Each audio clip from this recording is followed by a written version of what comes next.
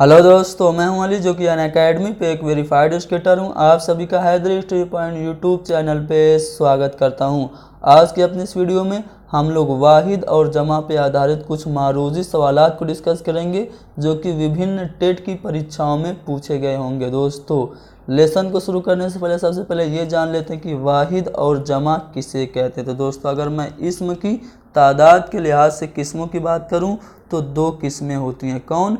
वाहिद और जमा। वाहिद क्या होता है? वह इसम जिससे एक शख्स या एक चीज़ मुराद हो उसे हम लोग कहते हैं वाहिद। जैसे मैं कहूँ टोपी, लड़का, कॉपी।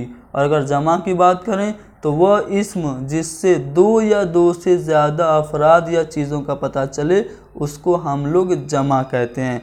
जैसे मैं कहूँ लड़का तो उसका हो जाएगा जमा लड़के, टोपी का जमा टोपियाँ और बकरी का जमा बकरियाँ।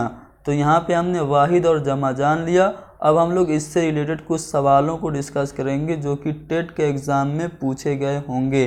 पहला सवाल यह है जो कि राजस्थान टेट में पूछा गया है, लफ्ज़ मस्जिद की जमा क्या होगी? दोस्तों, मस्जिद की जमा की बात करें तो इसकी अगर उर्दू जमा आपसे पूछता तो आप मस्जिदों कह सकते थे, लेकिन यहाँ पे आपको कहा नहीं कि उर्दू चाहिए या फिर अरबी चाहिए। तो लफ्ज़ मस्जिद की अगर हम लोग जमा की बात करें तो मसाजिद हो जाएगा। अगला सवाल ये है कि शोरा का वाहिद क्या होगा? दोस्तों, शोरा, बहुत सारे शायरों के झुंड को हम लोग शोरा कहते हैं, तो शोरा जमा है, इसका वाहिद हो जाएगा शायर। अगला सवाल ये है कि लफ्ज़ खुतबात का वाहिद क्या होगा? दोस्तों, खुतबात का वाहिद होगा खुतबा।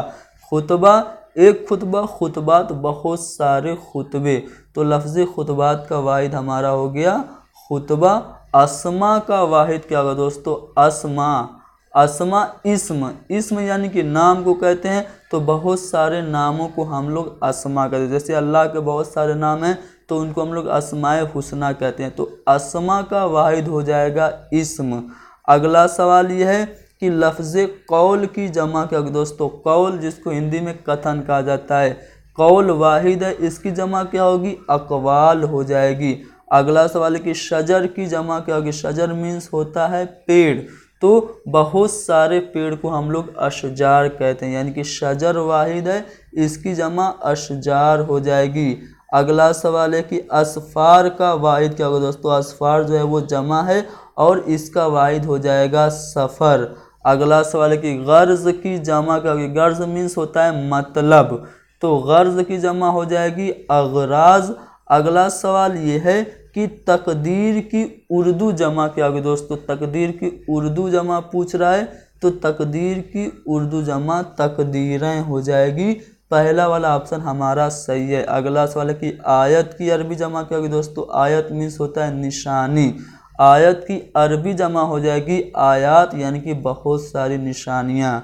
अगला सवाल ये है कि जिसके ज़रिए सिर्फ एक चीज़ का इल्म हो उसे क्या कहते हैं? जब मैं आपको इस्म की किस्मों को, तादाद के लिहाज से इस्म की किस्मों को बता रहा था स्टार्टिंग में, तो मैंने बताया था कि इसकी दो किस्में हैं, वाहिद और जमा। वाहिद किसे कहते हैं? जिससे सिर्फ एक चीज़ का इल्म हो। तो वही सवाल पूछा जा रहा है कि जिसके ज़रिए सिर्फ एक चीज़ का इल्म हो उसे क्या कहते हैं? तो उसे वाहिद यानी कि सिंगुलर नंबर कहते हैं। अगला सवाल है कि कल्ब की अरबी जमा क्या होगी? दोस्तों, कल्ब मतलब होता है दिल। कल्ब और कल्ब में अंतर जानिए। कल्ब एक होता है छोटे काफ से जिसके माना होता है कुत्ता, जबकि बड़े काफ से जो कल्ब होता है उसका माना होता है दिल। तो कल्ब की अरबी जमा हो जाएगी कुलूब, यानी कि बहुत सारे दिल। अगला सवाल ये कि जिस्म की अरबी जमा बताइए। जिस्म यानी कि शरीर, बॉडी, इसकी जो अरबी जमा हो जाएगी वो अजसाम हो जाएगी। फलक, फलक मीन्स क्या होता है? फलक मीन्स आसमान होता है, तो फलक की अरबी जमा पूछ रहा है तो इसकी अरबी जमा अफलाक हो जाएगी। बी वाला ऑप्शन हमारा सही जवाब है। अगला सवाल है कि कौम की अरबी जमा। दोस्तों, कौम की अरबी जमा की बात करें तो अक़वाम हो जाएगी हाल। हाल की अरबी जमा क्या होगी? हाल की अरबी जमा अहवाल हो जाएगी। अगला सवाल देखते हैं। अगला सवाल पूछा ये जा रहा है कि फ़ौज की अरबी जमा, फ़ौज यानी कि आर्मी, तो फौज की जो अरबी जमा हो जाएगी वो अफवाज हो जाएगी। दोस्तों यहाँ पे आप लोग ध्यान दीजिए, सभी सवाल जो हैं वो यूपी टेट या फिर राजस्थान टेट या फिर महाराष्ट्र टेट या फिर उत्तराखंड या बिहार के टेट में पूछे गए, यानी कि सभी सवाल इम्पोर्टेंट हैं। अगला सवाल है कि गरीब की अरबी जमा क्या होगी। दोस्तों गरीब यानी कि जो बेवतन होता है उसको हम लोग गरीब कहते हैं, लेकिन आजकल जिसके पास कुछ नहीं होता है, जो बहुत निर्धन होता है, उसको गरीब कहा जा रहा है, लेकिन असल माना गरीब के होता है जो बेवतन हो।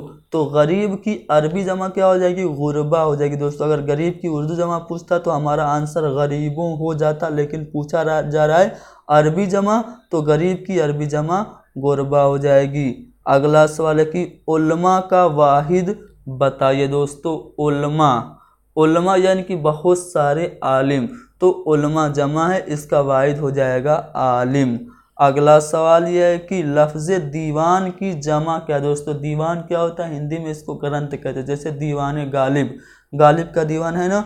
तो लफ्ज़ दीवान की अगर मैं जमा की बात करूं तो अदवान हो जाएगा, यानी बहुत सारे दीवान। तो दोस्तों यहाँ पर हमने डिस्कस किए टेट में पूछे गए वाहिद और जमा यानी कि नंबर, जिसको हम लोग सिंगुलर नंबर और प्लूरल नंबर कहते हैं, उस पर आधारित कुछ इम्पोर्टेंट क्वेश्चंस। उम्मीद करता हूँ सभी सवाल आपको समझ में आ गए होंगे। अगर समझ में आ गए हैं तो कमेंट करके बताइए। सीटेट, यूपी टेट या फिर किसी भी राज्य के शिक्षक पात्रता परीक्षा से रिलेटेड कोई भी जानकारी चाहिए, या आप लोग मेरे व्हाट्सएप ग्रुप से जुड़ना चाहते हैं तो मेरे इस व्हाट्सएप नंबर पे मैसेज करके जुड़ सकते हैं, 7275549890। यहाँ पे आपको सभी सब्जेक्ट की PDF सीटेट यूपी टेट से रिलेटेड मिल जाएगी और इम्पोर्टेंट जानकारियाँ भी आपको मिलती रहेंगी। Thank you very much.